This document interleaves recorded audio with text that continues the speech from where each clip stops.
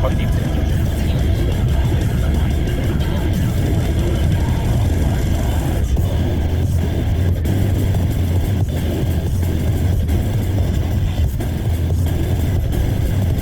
I only got 12 hours worth of like memory. Oh, I told you you have 1 hour left. Okay. 6 minutes. Yeah, I don't know.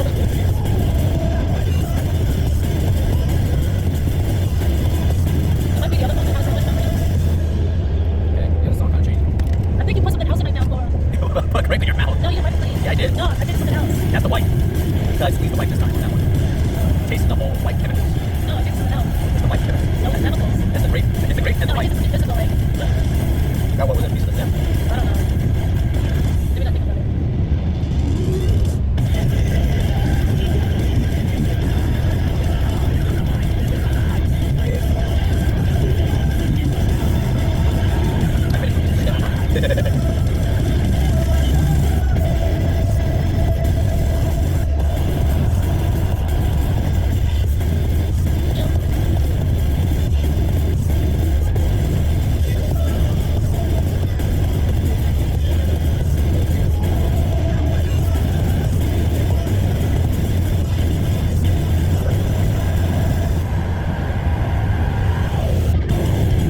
This is the first time hearing this song. Yours, yes. No, yours. This one, yes. I've only heard like the first minute and a half. I never listened to the rest of it. This is grunge. Well, initially it was more grunge, like, and then it turned to something different. It got grunge again. I don't know what you call that. That's not bad. Huh? It's not bad. That's 7.5 times 0.8.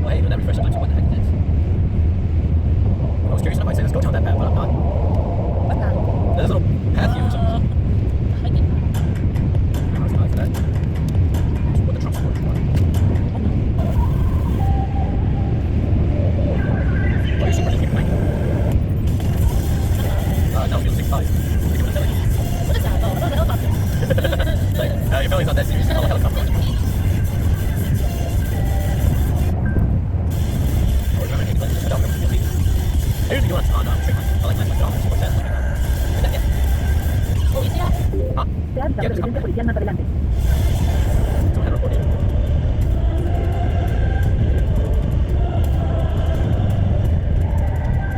Es que debe ser 65. Yeah, 65. You're on the board now. You're fine. Just wait, going up the thing. I just speed before you slow down 1 130. There you go, pass it. Over here, playing. Where's the cop? And you stay smooth. Beautiful. Breathe. 65. Amazing.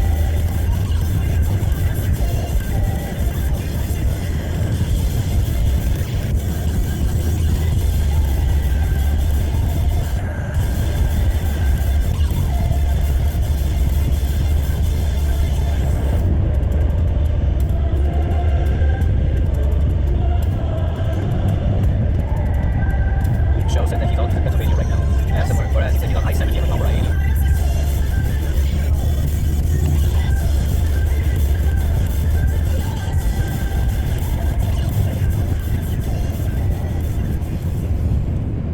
Should I give it right? It doesn't matter which This way is the you're story on. of my drive. I mean, you can be on the right, you can be on the left. That's like this passing lane. There's not much Taking behind. task start.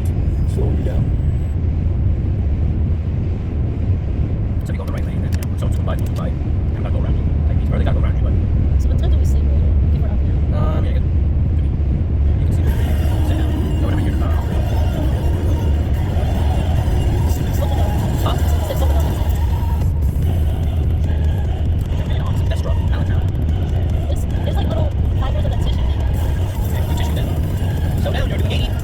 You're speeding. That's a 50. Well, not 80. That's 15 over. 90 was illegal. I think Dylan needs 25 over. Yeah, 25 over is illegal.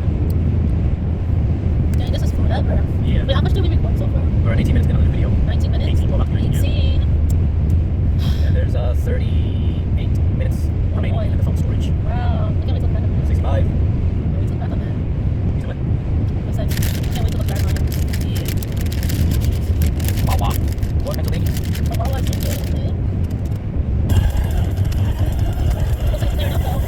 Yeah. Such a smooth window for us. Yeah, we're gonna come into the picture of the vehicle. Alright, fine position.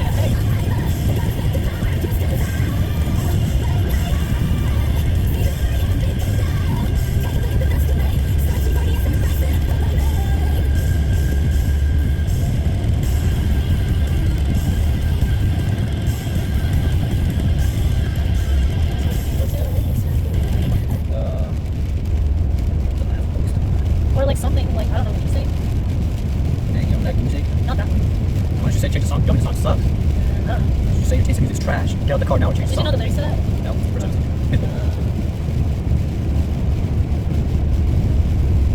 I would think like if you could sing that, because like then I could hear the words better. You have 11 hours left. Sadly. Wow. Yes, that's me. Oh, that's right.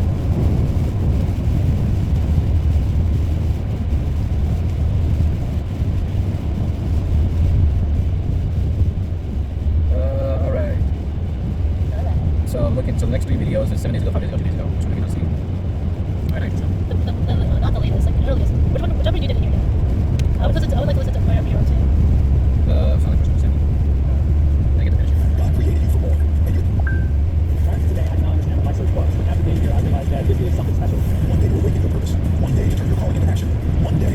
Norms and principles, values. Then you have the conceptualizers. They are thinkers who are not naturally empathetic. They seem less swayed by emotional appeals. And then lastly, you've got the idealists. More an impact rather than the evidence. They're way more receptive to considering the defendant's circumstances. Typically, it's that defense attorneys like influential leaders with a skepticism towards authority. They exhibit natural leadership qualities, but they don't like institutional power structures. As for the temperament-based model, defense attorneys say they might prefer idealists. They're empathy-driven, especially if your client has mental health that's going to be coming to a mental illness or some sort of dire situation that they're trying to argue is for the case. They're empathy-driven. And then people that are super analytical, some defense attorneys like them because the burden of proof is on the government. So these people, they demand logical consistency. They have high standard for the prosecutors. They identify flaws in forensic evidence chains, logical gaps in timeline reconstructions, overreach of expert testimony. They're very analytical. So all of this makes sense. But according to some attorneys, the absolute worst type of juror that you can have is a stealth juror. Stealth jurors deliberately conceal bias to infiltrate the jury. Usually you can tell when they have inconsistencies in their answers. Their written questionnaire, their responses versus what they tell the judge during their individual questioning, they don't match. Or sometimes they try to overcompensate and really sell themselves as being impartial. Usually stealth jurors, they have different motivations. Financial gain, media deals, book deals after the trial, ideological, maybe they have a personal vendetta. Especially for high-profile cases. Just get out of part of that. One attorney states, stealth jurors pose catastrophic risk through undetected bias injection. Their influence persists throughout trial stages, often discovered only through post-verdict interviews. With that being said, I'm really not knowledgeable enough to know if any juror was a potential stealth juror, but there were some intriguing moments. Publishing houses have what's called a slush pile. So usually the big publishing houses, there's 5 big publishing houses in the US that dominate 80% of the market. They have a slush pile. It's a collection of unsolicited manuscripts sent to them by people seeking to get their wonderful book published. And it's a slush. People will open up a manuscript, read one page, if they don't like it, it goes into the slush pile. It's not getting published. Because in the world of publishing works, it's that cutthroat. A female juror is a Nancy Judge, and she has a high position at the publishing house, Simon & Schuster. She says we publish lots of books, 2,000 books a year, and one book we are publishing in the fall is by another hip-hop artist. And I know that that book contains some information or some accusations. I haven't read the book, I probably won't be working on the book directly, but my office reviews all the press releases that go out, and I saw the press release after I filled out this questionnaire. So she's asked, like, did you find out anything else about the defendant or the case or anything related after you filled out this questionnaire? And what's the book? And what book is that? It's a memoir by another artist who, I don't remember the name of the author. I think it's called Do You Believe Me Now or something like that. And it's by his personal history, and I know it contains some accusations.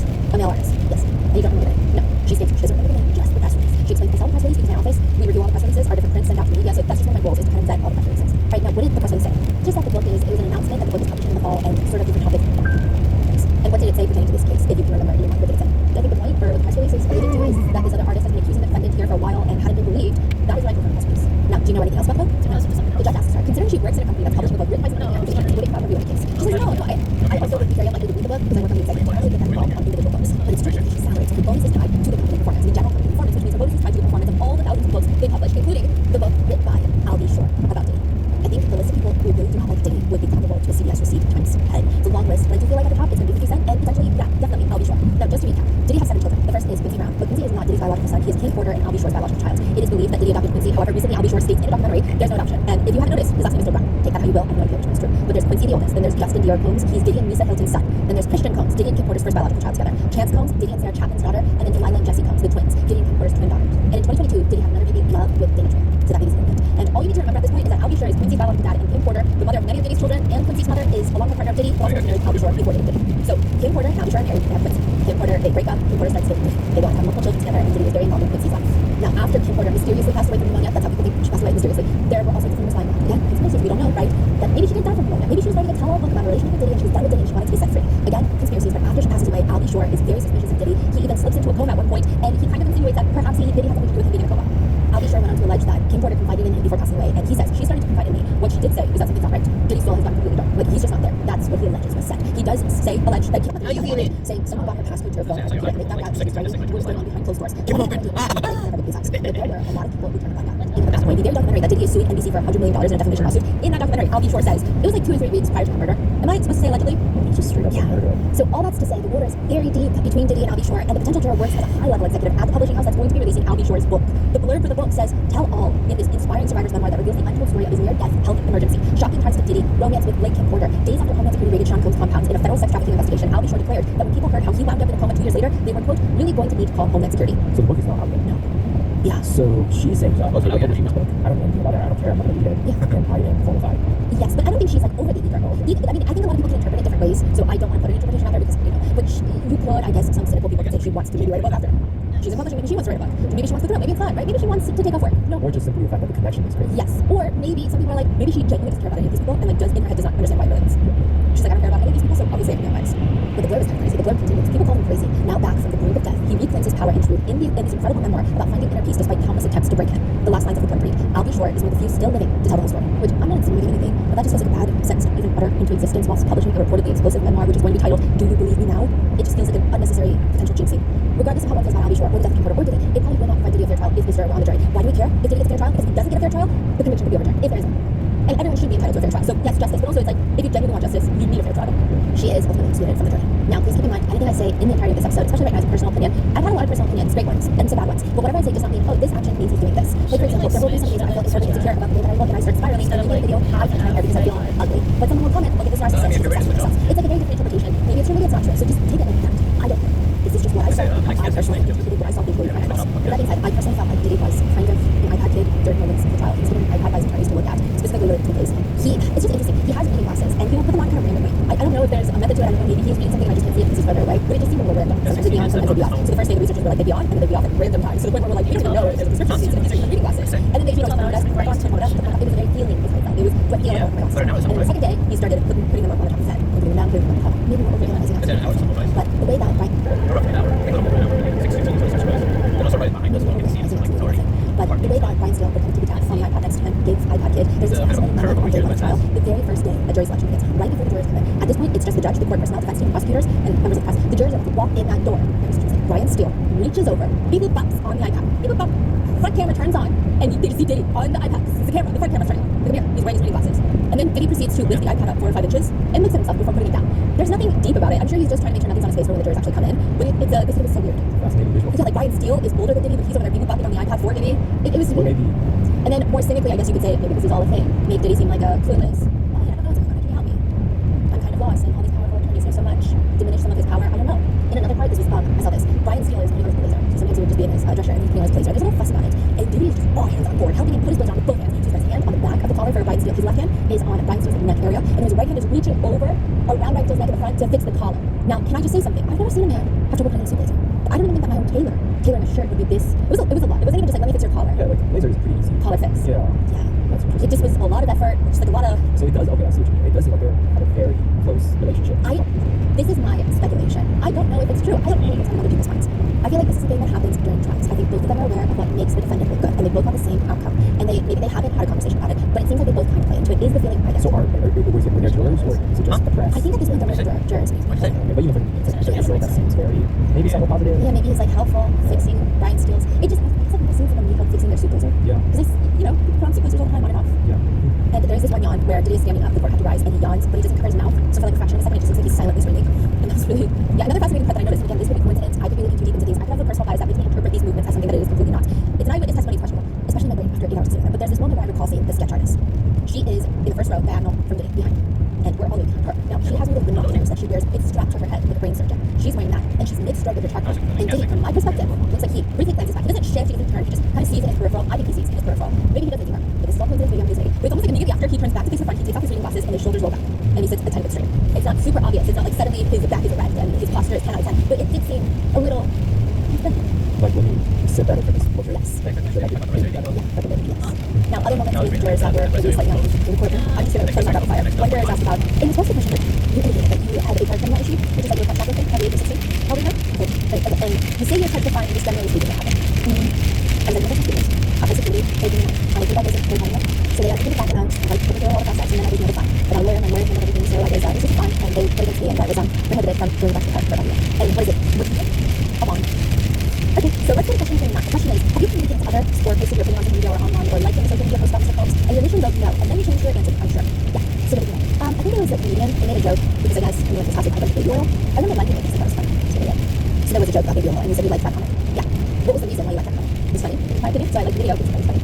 Do you remember who the comedian was? No. Okay. Another juror walks in and she says that her music features hard rock, hip hop, and as well as, quote, I'm actively watching a concert of the group called BTS or Hankan Boys. There's something else, but I'll just say that. Now the next juror walks in and he looks, from my opinion, kind of like a fraternity boy, but slightly sleazier, and I say that with respect. Like this is visually speaking, because I don't understand. He looks like the type of guy that would graduate from college and 10 years later still heavily wrap his college fraternity merchandise and talk about how he was the coolest big, he was little, and still go in depth about Rush Week stories. That's a personal thing. He asks the judge a question. So number 11, I wasn't sure about allegations concerning distribution and use of illegal drugs. So I smoke marijuana personally for recreational use. Okay, and I'm not sure if that counts. So the question was asking, are you okay? Can you be unbiased if you talk about illegal drug usage? And he was like, well, I smoke. And there's a slight giggle in the courtroom. And the judge asking, well, I wasn't asking about your use. Okay, but are you going to have any issues if there are allegations in this case about the distribution and use of drugs attacking bias? No. The juror treats some people would argue otherwise. He basically states that he might have effective judgment though if he's on the jury. I use marijuana for personal recreational use, which might affect my judgment in making my decision. Meaning that, well, are you able to not use marijuana during this trial? I'm going to order you not to use marijuana during this trial. Are you going to be able to follow that instruction? Yes. And so if I give you that instruction, you follow it, you're not going to be having an issue. Correct. When was the last time you used it? Last time. Huh? Okay. How often do you use it per day? Once a Oh, I see, day. gas station. And I said that I would perhaps order you not to use marijuana during the trial because you said it by effective judgment. Would that be hard for you given how often you use it? Yes, it would be. Yeah. He was eventually excused for cause. Gas, that's just like 18. Then the next juror walks in, and these are not even watchful order, but the door opens, the juror walks in, and he appears to be a middle-aged white man. What if he were Korean? If he were Korean, I could see him since he's walking behind a convenience store. And he will that's the energy he gives me. Not smoking a cigarette, because he's got children and a wife and kids that don't like to smoke. That's the aura he gives me in my personal friend. He says, I admittedly don't read pop culture news. My wife makes fun of me for that. I have heard a few headlines, a few accusations, just as a father of 2 young kids. You know, some of the accusations of trouble. The judge asks if he's going to be able to not have discussions about this with his wife, who is on social media a lot. He says, absolutely. Okay, so then just on form, why did you say that you had a reservation or concern about whether you're going to be able to follow these instructions? My wife, she says, she watches Sunset. That's what she watches. And so I assume this case is going to be all over that. El 510, mantente a la izquierda y sigue las señales de Mayville. Mantente a la izquierda. A continuación, gira a la derecha para acceder a la rampa en dirección a Interstate 80 West. Yeah, it's going to Do you about this case? What is it called? Just a few months ago. Like Okay, what? Gira levemente a la derecha con dirección a Pentos 39 Yeah, she's trying to go to sleep. She's been trying to sleep on the wheel this whole time. All 15 minutes she's been trying to sleep on the wheel. Yes. He's pretty, okay, so a lot of the jurors, you can tell they're very suspect when he's married. He's like, oh, Angie. How far are they from the Yeah, she's gonna go sit in the passenger seat, take her a nap. She'll wake up by the time we're in Chicago. Yeah, the jury knows this. Yeah, let's go have a nap. Yes. Yeah, and they have to walk. Diddy could tell the other one the jurors come out of. And he used to walk, get to walk by Diddy to sit next to the judge. And then walk out. Right in front. Did your wife know her own opinion about this case? No. And did you express your opinion about this? Oh my god. That's Go a listen to pretty big this accusation. Asian woman trying to put us to bed. The next juror walks up to the stand. They He bring reminds me, on this is Asian personal, but he gives me bowling dad vibes. Like this man in my alternate universe in my head, I feel like he owns a collection of bowling balls and he bowls. That's love. There's no reason there. Go ahead. Go back home. I'll switch on podcast, use the bathroom, and she's gonna go to sleep. Yeah, and so he says She'll he's wake- she'll be awake very by the time impartial. Chicago. The lifestyle bias, you know. And when he's asked to elaborate further, he says, oh, just the representation that might be something that deal. What do you mean by that? What field are you in? I saw your videos. And he's like, oh, it's not. I was brought up. What's your perception of how it was different? Fast and loose. He also says that he saw the video of Diddy